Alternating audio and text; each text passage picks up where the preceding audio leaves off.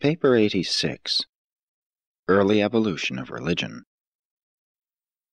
The evolution of religion from the preceding and primitive worship urge is not dependent on revelation. The normal functioning of the human mind under the directive influence of the sixth and seventh mind adjutants of universal spirit bestowal is wholly sufficient to ensure such development. Man's earliest pre-religious fear of the forces of nature gradually became religious as nature became personalized, spiritized, and eventually deified in human consciousness. Religion of a primitive type was therefore a natural biologic consequence of the psychologic inertia of evolving animal minds after such minds had once entertained concepts of the supernatural. 1. Chance. Good luck and bad luck. Aside from the natural worship urge, early evolutionary religion had its roots of origin in the human experiences of chance, so-called luck, commonplace happenings.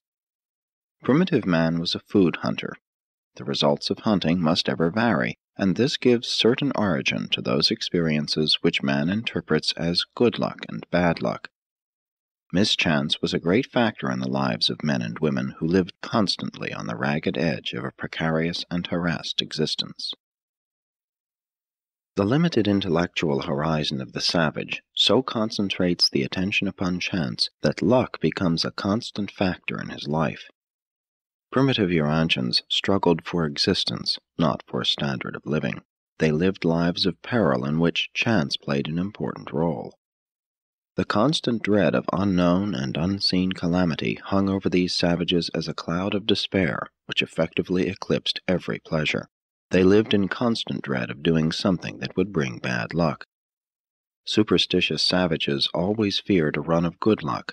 They viewed such good fortune as a certain harbinger of calamity. This ever-present dread of bad luck was paralyzing. Why work hard and reap bad luck? Nothing for something, when one might drift along and encounter good luck, something for nothing. Unthinking men forget good luck, take it for granted, but they painfully remember bad luck. Early man lived in uncertainty and in constant fear of chance, bad luck. Life was an exciting game of chance. Existence was a gamble. It is no wonder that partially civilized people still believe in chance and evince lingering predispositions to gambling. Primitive man alternated between two potent interests, the passion of getting something for nothing and the fear of getting nothing for something. And this gamble of existence was the main interest and the supreme fascination of the early savage mind. The later herders held the same views of chance and luck, while the still later agriculturists were increasingly conscious that crops were immediately influenced by many things over which man had little or no control. The farmer found himself the victim of drought, floods, hail, storms, pests, and plant diseases, as well as heat and cold. And as all of these natural influences affected individual prosperity, they were regarded as good luck or bad luck. This notion of chance and luck strongly pervaded the philosophy of all ancient peoples. Even in recent times, in the wisdom of Solomon, it is said, "I returned and saw that the race is not to the swift, nor the battle to the strong, neither bread to the wise, nor riches to men of understanding, nor favor to men of skill, but fate and chance befall them all. For man knows not his fate, as fishes are taken in an evil net, and as birds are caught in a snare, so are the sons of men snared in an evil time when it falls suddenly upon them." 2. The personification of chance. Anxiety was a natural state of the savage mind. When men and women fall victims to excessive anxiety, they are simply reverting to the natural estate of their far distant ancestors, and when anxiety becomes actually painful, it inhibits activity and unfailingly institutes evolutionary changes and biologic adaptations. Pain and suffering are essential to progressive evolution.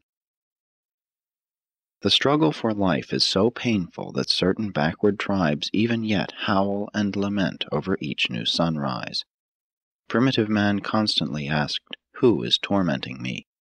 Not finding a material source for his miseries, he settled upon a spirit explanation. And so was religion born of the fear of the mysterious, the awe of the unseen, and the dread of the unknown. Nature fear thus became a factor in the struggle for existence, first because of chance, and then because of mystery. The primitive mind was logical, but contained few ideas for intelligent association. The savage mind was uneducated, wholly unsophisticated. If one event followed another, the savage considered them to be cause and effect. What civilized man regards as superstition was just plain ignorance in the savage. Mankind has been slow to learn that there is not necessarily any relationship between purposes and results. Human beings are only just beginning to realize that the reactions of existence appear between acts and their consequences.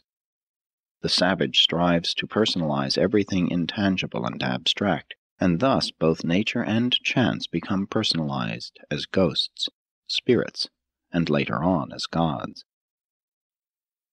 Man naturally tends to believe that which he deems best for him, that which is in his immediate or remote interest. Self-interest largely obscures logic. The difference between the minds of savage and civilized men is more one of content than of nature, of degree rather than of quality. But to continue to ascribe things difficult of comprehension to supernatural causes is nothing less than a lazy and convenient way of avoiding all forms of intellectual hard work. Luck is merely a term coined to cover the inexplicable in any age of human existence.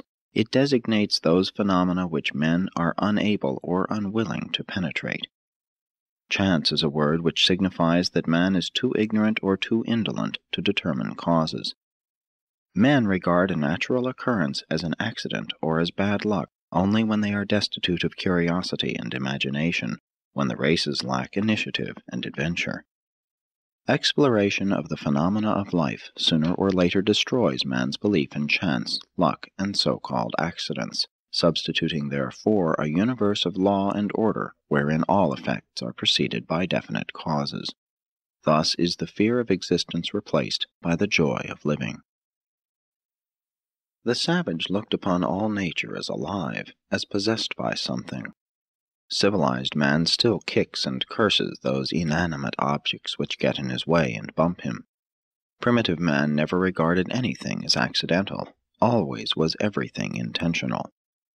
To primitive man the domain of fate, the function of luck, the spirit world, was just as unorganized and haphazard as was primitive society. Luck was looked upon as the whimsical and temperamental reaction of the spirit world, later on as the humor of the gods. But all religions did not develop from animism. Other concepts of the supernatural were contemporaneous with animism, and these beliefs also led to worship. Naturalism is not a religion, it is the offspring of religion. 3. Death, the inexplicable. Death was the supreme shock to evolving man, the most perplexing combination of chance and mystery. Not the sanctity of life, but the shock of death inspired fear and thus effectively fostered religion. Among savage peoples, death was ordinarily due to violence, so that non-violent death became increasingly mysterious. Death as a natural and expected end of life was not clear to the consciousness of primitive people, and it has required age upon age for man to realize its inevitability. Early man accepted life as a fact, while he regarded death as a visitation of some sort. All races have their legends of men who did not die, vestigial traditions of the early attitude toward death. Already in the human mind there existed the nebulous concept of a hazy and unorganized spirit world, a domain whence came all that is inexplicable in human life, and death was added to this long list of unexplained phenomena. All human disease and natural death was at first believed to be due to spirit influence. Even at the present time, some civilized races regard disease as having been produced by the enemy and depend upon religious ceremonies to effect healing. Later and more complex systems of theology still ascribe death to the action of the spirit world, all of which has led to such doctrines as original sin and the fall of man. It was the realization of impotency before the mighty forces of nature, together with the recognition of human weakness before the visitations of sickness and death, that impelled the savage to seek for help from the supermaterial world, which he vaguely visualized as the source of these mysterious vicissitudes of life. 4. The death-survival concept. The concept of a supermaterial phase of mortal personality was born of the unconscious and purely accidental association of the occurrences of everyday life plus the ghost dream. The simultaneous dreaming about a departed chief by several members of his tribe seemed to constitute convincing evidence that the old chief had really returned in some form. It was all very real to the savage, who would awaken from such dreams reeking with sweat, trembling, and screaming. The dream origin of the belief in a future existence explains the tendency always to imagine unseen things in terms of things seen. And presently this new dream-ghost future life concept began effectively to antidote the death fear associated with the biologic instinct of self-preservation. Early man was also much concerned about his breath, especially in cold climates where it appeared as a cloud when exhaled. The breath of life was regarded as the one phenomenon which differentiated the living and the dead. He knew the breath could leave the body, and his dreams of doing all sorts of queer things while asleep convinced him that there was something immaterial about a human being. The most primitive idea of the human soul, the ghost, was derived from the breath-dream idea system. Eventually, the savage conceived of himself as a double, body and breath. The breath minus the body equaled a spirit, a ghost. While having a very definite human origin, ghosts or spirits were regarded as superhuman. And this belief in the existence of disembodied spirits seemed to explain the occurrence of the unusual, the extraordinary, the infrequent, and the inexplicable. The primitive doctrine of survival after death was not necessarily a belief in immortality. Beings who could not count over 20 could hardly conceive of infinity and eternity. They rather thought of recurring incarnations. The Orange race was especially given to belief in transmigration and reincarnation. This idea of reincarnation originated in the observance of hereditary and trait resemblance of offspring to ancestors. The custom of naming children after grandparents and other ancestors was due to belief in reincarnation. Some later-day races believed that man died from 3 to 7 times. This belief, residual from the teachings of Adam about the mansion worlds, and many other remnants of revealed religion, can be found among the otherwise absurd doctrines of 20th century barbarians. Early man entertained no ideas of hell or future punishment. The savage looked upon the future life as just like this one, minus all ill luck. Later on, a separate destiny for good ghosts and bad ghosts, heaven and hell, was conceived. But since many primitive races believed that man entered the next life just as he left this one, they did not relish the idea of becoming old and decrepit. The aged much preferred to be killed before becoming too infirm. Almost every group had a different idea regarding the destiny of the ghost soul. The Greeks believed that weak men must have weak souls, so they invented Hades as a fit place for the reception of such anemic souls. These unrobust specimens were also supposed to have shorter shadows. The early Andites thought their ghosts returned to the ancestral homelands. The Chinese and Egyptians once believed that soul and body remained together. Among the Egyptians, this led to careful tomb construction and efforts at body preservation. Even modern peoples seek to arrest the decay of the dead.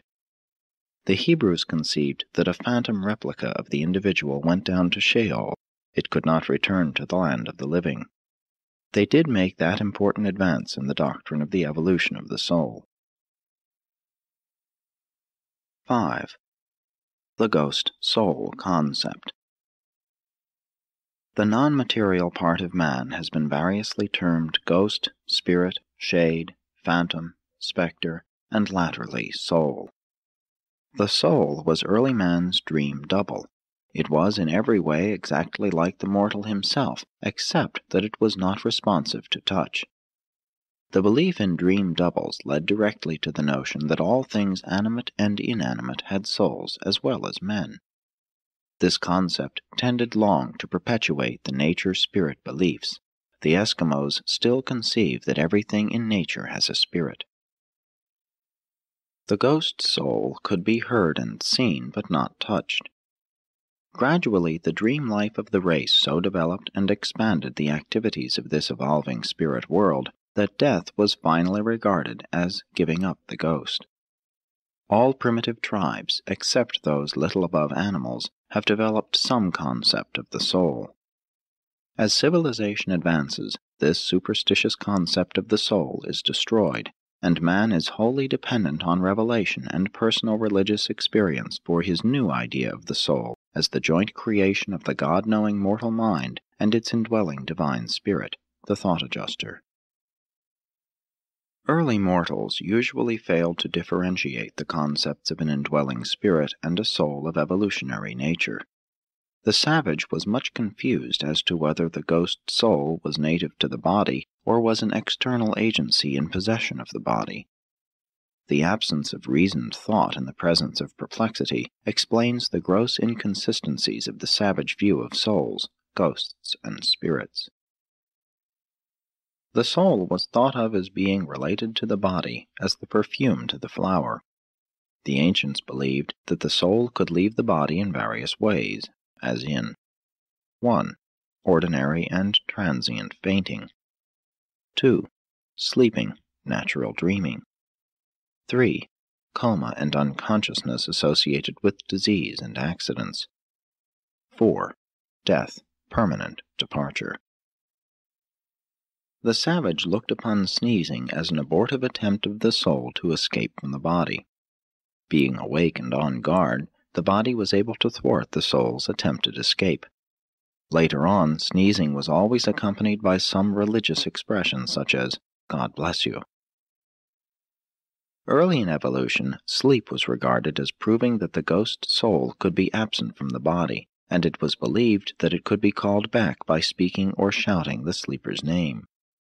In other forms of unconsciousness, the soul was thought to be farther away, perhaps trying to escape for good, impending death. Dreams were looked upon as the experiences of the soul during sleep, while temporarily absent from the body.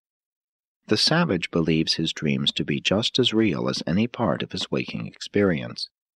The ancients made a practice of awaking sleepers gradually so that the soul might have time to get back into the body. All down through the ages, men have stood in awe of the apparitions of the night season, and the Hebrews were no exception. They truly believed that God spoke to them in dreams, despite the injunctions of Moses against this idea. And Moses was right, for ordinary dreams are not the methods employed by the personalities of the spiritual world when they seek to communicate with material beings. The ancients believed that souls could enter animals or even inanimate objects. This culminated in the werewolf ideas of animal identification. A person could be a law-abiding citizen by day, but when he fell asleep, his soul could enter a wolf or some other animal to prowl about on nocturnal depredations. Primitive men thought that the soul was associated with the breath, and that its qualities could be imparted or transferred by the breath.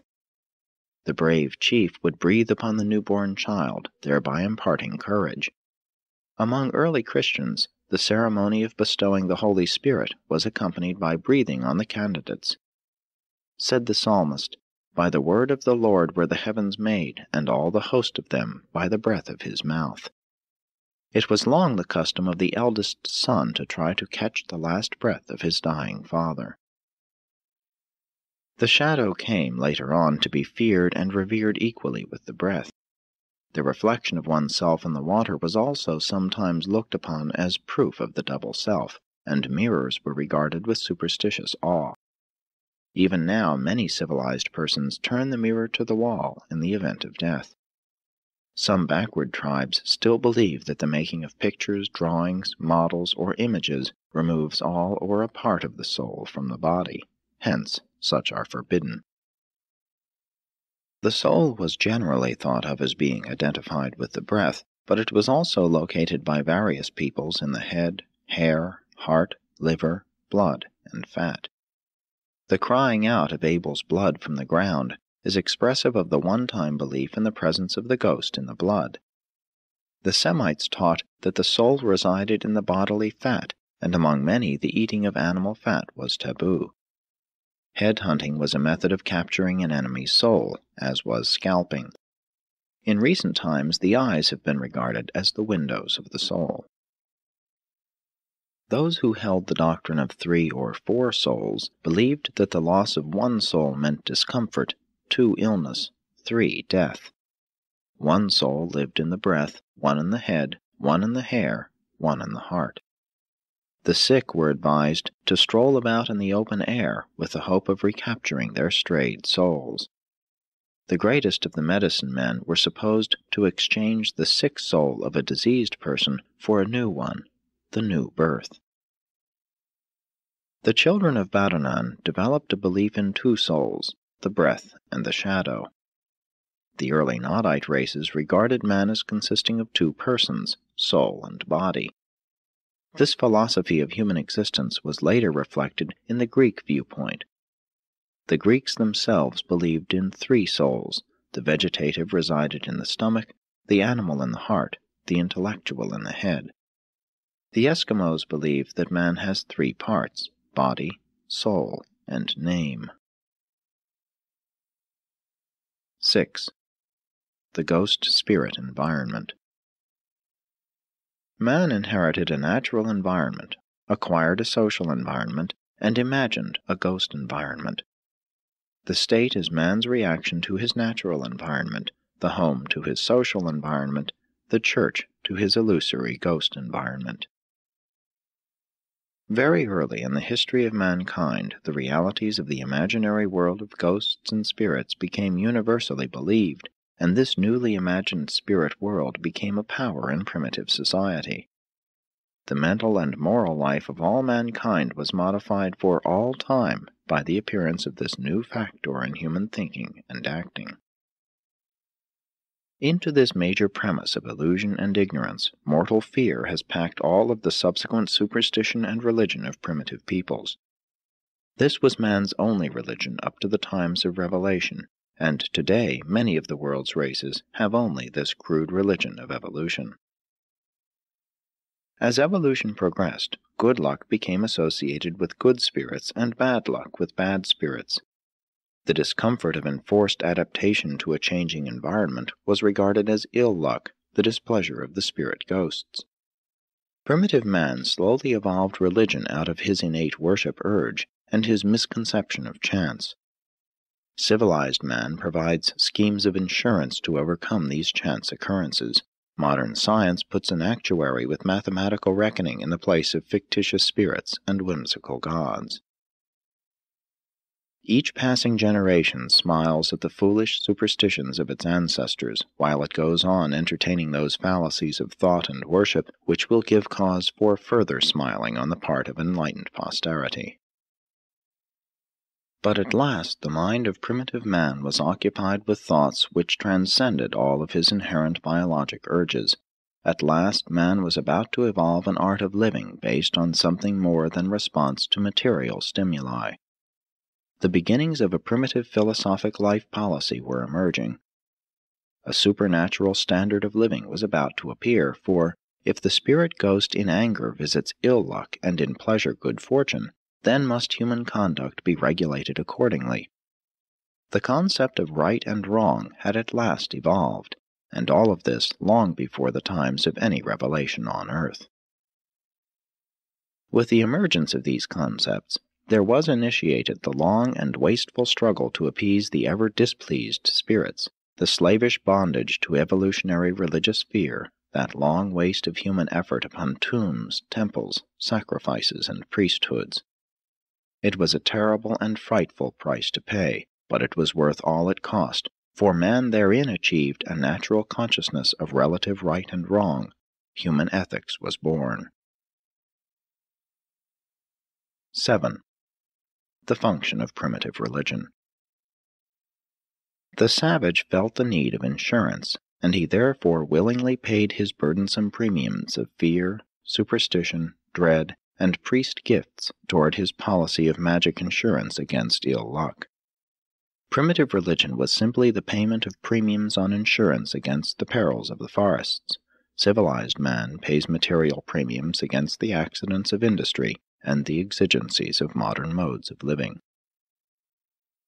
Modern society is removing the business of insurance from the realm of priests and religion, placing it in the domain of economics. Religion is concerning itself increasingly with the insurance of life beyond the grave. Modern men, at least those who think, no longer pay wasteful premiums to control luck. Religion is slowly ascending to higher philosophic levels in contrast with its former function as a scheme of insurance against bad luck. But these ancient ideas of religion prevented men from becoming fatalistic and hopelessly pessimistic. They believed they could at least do something to influence fate. The religion of ghost fear impressed upon men that they must regulate their conduct, that there was a supermaterial world which was in control of human destiny.